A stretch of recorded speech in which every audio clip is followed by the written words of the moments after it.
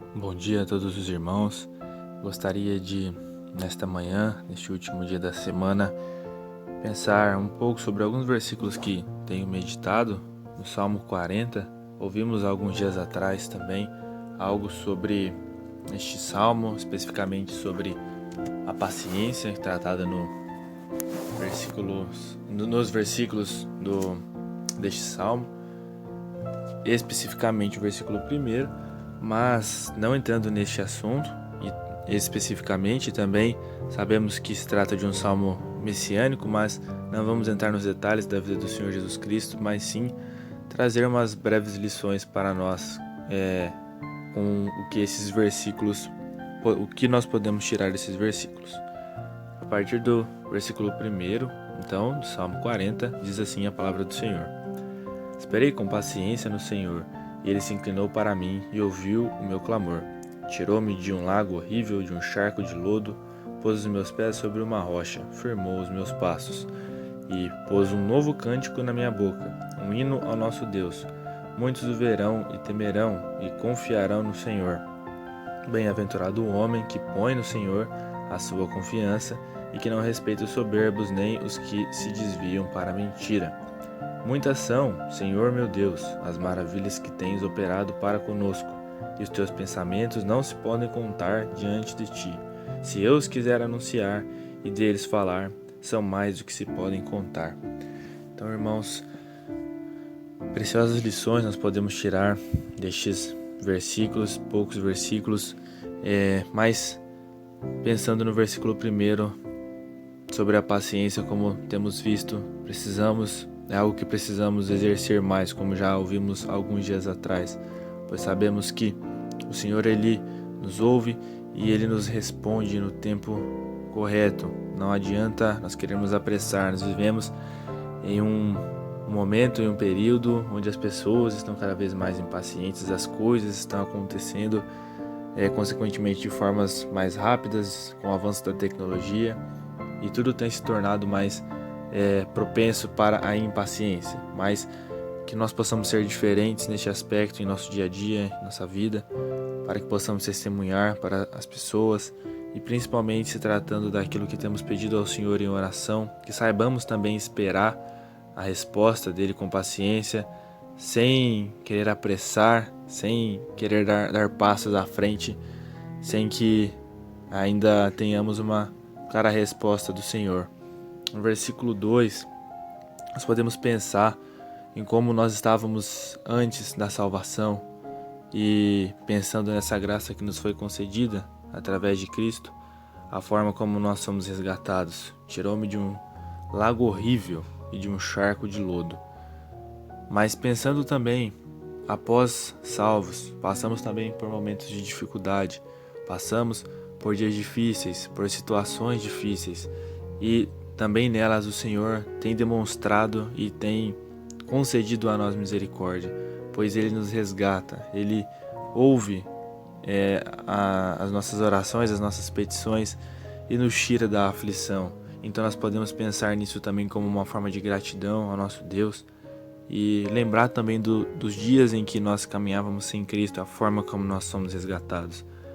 O final do versículo diz: pôs os meus pés sobre uma rocha e firmou os meus passos.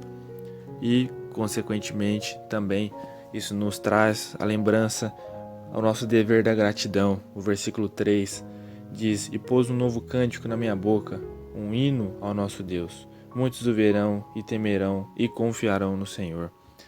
Este hino de louvor a Deus é uma forma de adoração, uma forma de agradecimento por tudo aquilo que Ele tem feito por nós, por aquilo que Ele fez, por aquilo que Ele faz. E nós sabemos que enquanto estivermos aqui, ainda Ele irá fazer, porque as suas misericórdias e a sua bondade, ela é infinita. Mesmo que nós não mereçamos, mesmo que não tenhamos mérito algum, mas o Senhor tem concedido a nós misericórdia. E podemos pensar, irmãos, agora, como diz o versículo 4, essa confiança no Senhor. Bem-aventurado o homem que põe no Senhor a sua confiança e não respeita os soberbos nem os que se desviam para a mentira. Como é maravilhoso nós podermos pensar nisso, afirmar isso, essa confiança que nós temos no Senhor, para todas as situações e principalmente confiando a nossa vida a Ele. Nós somos totalmente dependentes do Senhor e nós sabemos que a verdadeira felicidade, a verdadeira realização e a alegria verdadeira, eles estão a partir do momento, eles vêm à tona a partir do momento em que nós encontramos o Senhor. Nós, na verdade, não que encontramos o Senhor, mas sim Ele nos resgatou, mas a partir do momento em que nós ouvimos o verdadeiro Evangelho e demos ouvido. Então, a partir disso, agora sendo filhos, nós encontramos essa verdadeira esperança, a verdadeira alegria e podemos confiar no Senhor, como diz também o final do versículo, e que não respeita os soberbos nem os que se desviam para a mentira. Pensando também naquilo, podemos pensar também em um estado anterior nós, talvez neste mesmo formato em que é tratado no final do versículo, mas agora sendo transformados, nos afastando também de pessoas que costumam caminhar desta forma. E o versículo 5: muitas são, Senhor meu Deus, as maravilhas que tens operado para conosco, e os teus pensamentos não se podem contar diante de ti. Se eu os quiser anunciar e deles falar, são mais do que se podem contar. As maravilhas são feitas em prol de cada um de nós, irmãos, através do nosso Deus. Elas não se podem contar. Todos os dias nós somos livrados de coisas, de perigos e de coisas que nós nem conseguimos imaginar, mas que o Senhor já nos livrou.